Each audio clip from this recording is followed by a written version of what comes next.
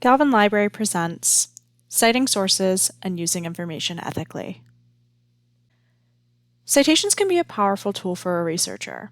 They can help you justify a design decision, explain a survey result, or support your conclusion, but only if you use them correctly. In this Galvin Library instructional video, we'll be discussing citation and attribution, why they matter, and how to do them properly. Why do we want to cite properly?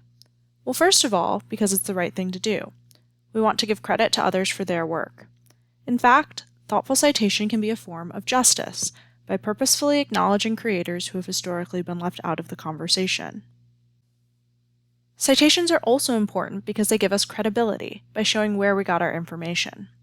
They show how our work builds on the work of others, and so in this way, citations strengthen our arguments. Our audience can look at our sources and see that we have support for our conclusions. Finally, when we fail to cite properly, whether it's on purpose or by accident, that's plagiarism, and there can be serious consequences for our academic and professional careers. So what do we need to cite?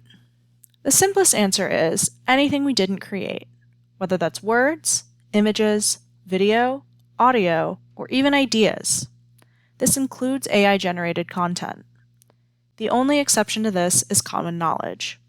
Common knowledge is facts or concepts that are widely known, like the Earth is round.